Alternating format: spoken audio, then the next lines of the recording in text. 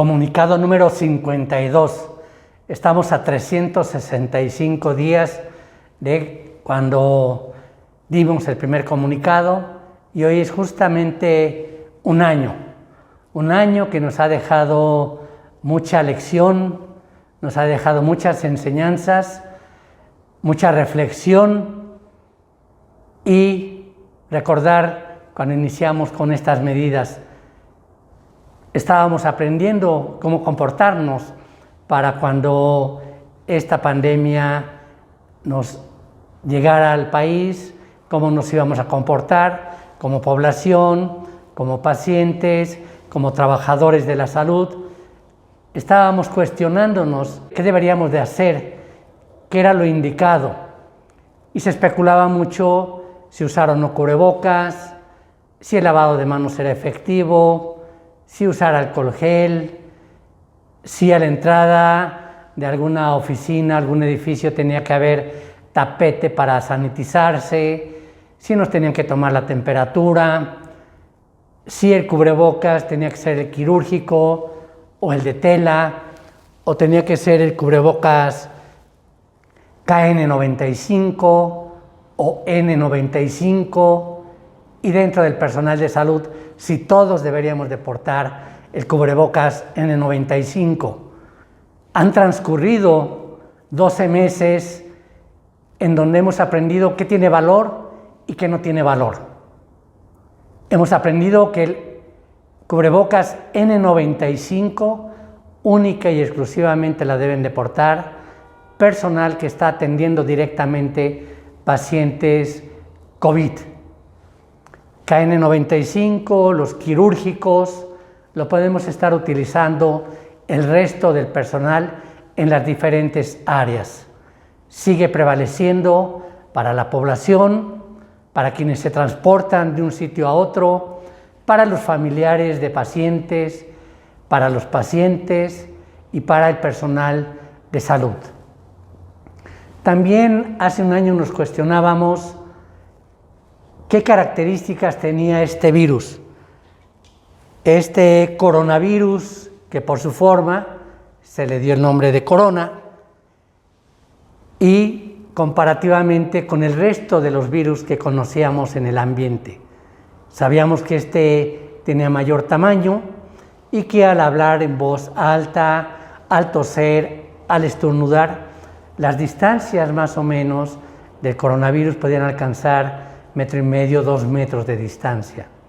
Sin embargo, los virus que habitualmente veíamos en todos estos periodos estacionales, en un estornudo, en toser, podían alcanzar mayor distancia.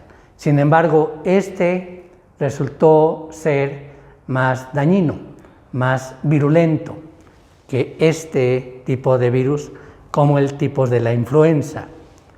También aprendimos las formas de propagación y lo que ha prevalecido es que el coronavirus preferentemente se está transmitiendo cuando convivimos muchos en áreas cerradas, poco ventiladas, por mucho tiempo, y sobre todo si estamos en esa condición y no retiramos el cubrebocas. Eso ha prevalecido y eso va a seguir prevaleciendo mientras no se logre controlar la propagación del virus.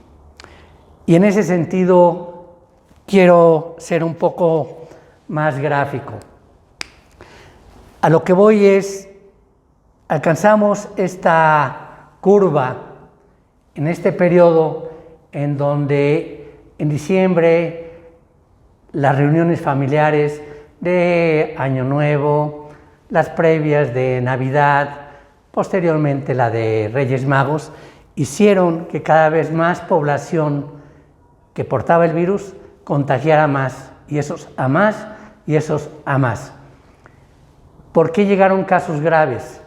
Seguramente porque las convivencias familiares, como fueron eventos nocturnos, pues teníamos las ventanas cerradas, puertas cerradas, lugares pequeños, mucho tiempo, y si habíamos muchos familiares, mayor la posibilidad de que si uno estuviera contagiado, contagiara a los demás.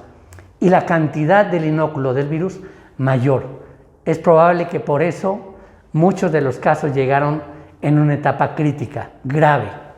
Y si la persona estaba en una condición vulnerable por sobrepeso, obesidad, por hipertensión, por diabetes, por cáncer, por ser una persona que consume tabaco, eso aumentó los riesgos y por eso aumentó la mortalidad. Y por eso aún tenemos muchos pacientes intubados. Y es lo que estamos viendo. Escuchamos ya en las noticias que ha descendido la propagación del virus. Hay menos casos. Es decir, una vez que alcanzamos el pico, estamos viendo este descenso. Pero si malinterpretamos este descenso como que ya no hay transmisión viral, estamos en un grave error. Porque si hacemos un corte, vamos a ver que la cantidad de personas contagiadas, vean ustedes cuál sería la diferencia. Toda esta sería la diferencia. O sea, hay una gran cantidad de personas todavía infectados, potencialmente contagiantes del virus. Viene este puente largo, el lunes no se elabora y muchos seguramente van a querer salir y reunirse en familia o con los amigos. Y después viene Semana Santa y pudiera darse el mismo fenómeno que se dio en Navidad y en Año Nuevo, en donde nuevamente comienza este grupo a contagiar al resto. Y si hay estas convivencias familiares, nuevamente puede haber otro pico. Por eso es muy importante que, aun cuando escuchemos que está disminuyendo la propagación del virus, mientras no estemos en una condición en donde prácticamente ya no haya casos de contagio, no debemos de confiarnos. Tenemos que seguir utilizando cubrebocas, mantener distancia, el lavado frecuente de manos con jabón y con agua. Hablando de vacunación, afortunadamente hemos ido avanzando y cubriendo, dándole cobertura a nuestro personal. Primero, la estrategia era proteger a aquel personal, desde intendencia hasta el especialista, terapista, que están en contacto con el paciente de manera permanente, constante. Había que protegerlos. Si no protegemos este grupo de personas, de trabajadores, y se contagian, no tenemos la capacidad de darle cobertura a aquellos que están enfermos. Por eso es que se cubrió este segmento. Y va desde intendencia.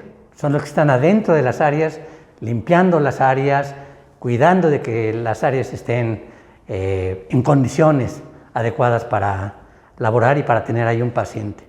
Y después, personal que está expuesto con posibles personas contagiadas, sobre todo que recibimos pacientes de diferentes lugares.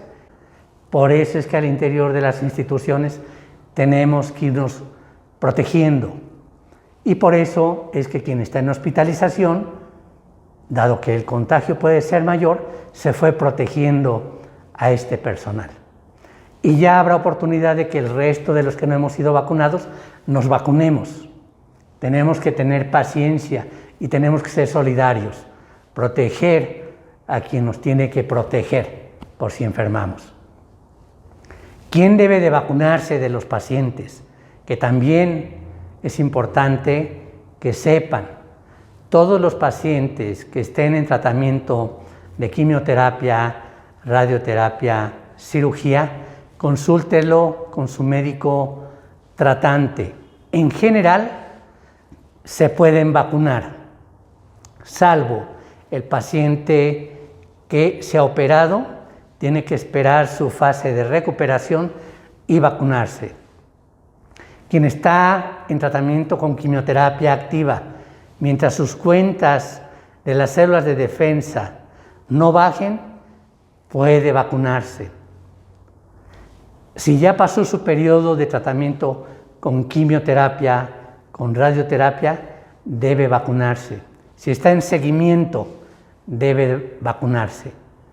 Paciente que porte cáncer y no esté con las defensas bajas por el tratamiento o por la propia enfermedad, se debe vacunar. ¿Qué tipo de vacuna? La que le corresponda. La efectividad, en términos generales, es muy similar, sea la de AstraZeneca, Sputnik o la de Pfizer, la que le programen. En sus alcaldías pueden acudir para ser vacunados los que rebasan los 60 años de edad.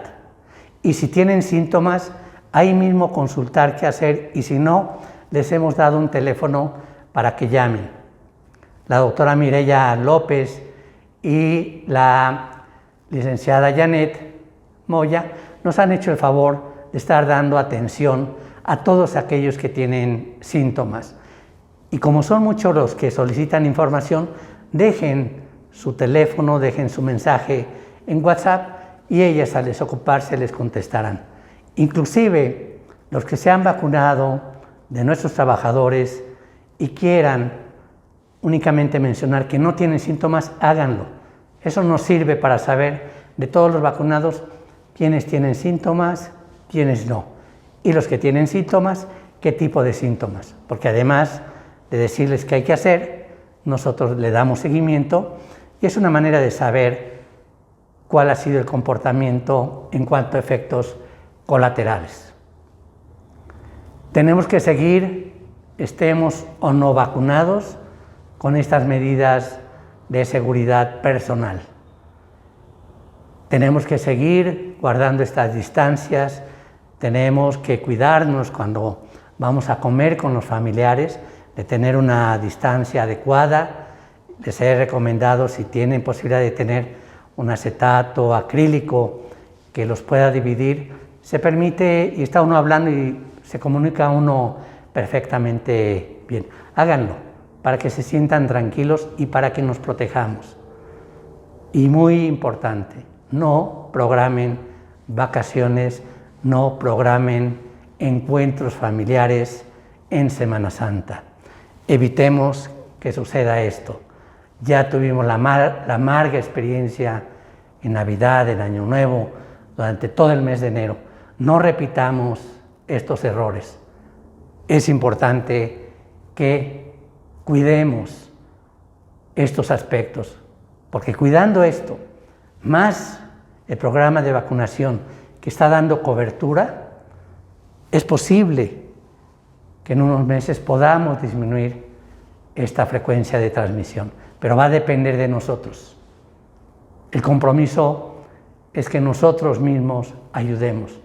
Son momentos de solidaridad, son momentos de trabajo en equipo. Agradezco nuevamente a todos ustedes por la tolerancia, la prudencia, la paciencia que han tenido en toda esta campaña. Después de un año de arduo trabajo, mi reconocimiento a todo el personal, porque dentro de esta crisis, dentro de estas situaciones de angustia, de estrés, de miedo, hemos logrado seguir adelante y vamos a salir de esta. Mi recomendación es seguir trabajando en equipo. No nos dejemos llevar por los rumores. Tenemos que seguir trabajando en equipo. Va a ser la mejor manera de avanzar, de cuidarnos, de protegernos, de quienes nos protegen, como son nuestros familiares, las sociedades que están detrás de nosotros, preocupándose por tener los insumos necesarios para seguir laborando, el patronato, el sindicato también con sus acciones con los trabajadores, que todos, entre todos, sigamos colaborando para que este trabajo no sea tan pesado. y lo que decíamos hace un año, que este reto, que es ahora el coronavirus, mañana sea nuestra historia de éxito. Tenemos que seguir unidos por el bien de toda la sociedad. Muchas gracias. Este año nos deja muchas lecciones.